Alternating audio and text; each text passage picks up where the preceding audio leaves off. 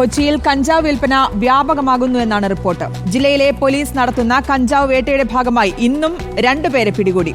ഒഡീഷ സ്വദേശികളായ സരോജ് ബെഹ്റയും മാലതിയുമാണ് ഇന്ന് 2 കിലോ കഞ്ചാവുമായി പെരുമ്പാവൂർ പോലീസിന്റെ പിടിയിലാകുന്നത്.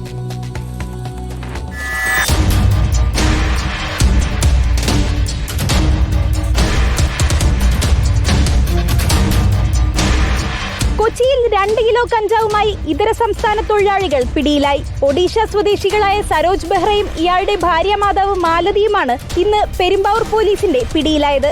കുറുപ്പുംപടിയിൽ പിച്ചരാമുകൾ ഭാഗത്താണ് ഇവർ ഏറെ നാളായി താമസിക്കുന്നത്. ഇവിടെ നിന്നുമാണ് ഇന്ന് ഉച്ചയോടുകൂടി പോലീസ് ഇവരെ പിടികൂടുന്നത്. ഒഡീഷയിൽ നിന്നും 2500 രൂപയ്ക്ക് വാങ്ങുന്ന കഞ്ചാവ് സരോജ് ബെഹ്റയും മാലതിയും താമസിക്കുന്ന വീട്ടിലാണ് സൂക്ഷിക്കാറുള്ളത്. കഞ്ചാവിന്റെ വിൽപ്പന ഇവർ നടത്തിക്കൊണ്ടിരുന്നതും വീട്ടിൽ വെച്ചാണ്.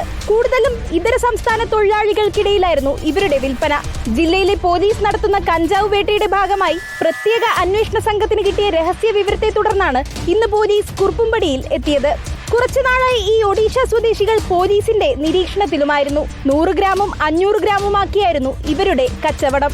ഡിവൈഎസ്പി പി ഷംസിന്റെ നേതൃത്വത്തിലുള്ള വിപുലമായ അന്വേഷണ സംഘമാണ് ഇവരെ പിടികൂടിയത്.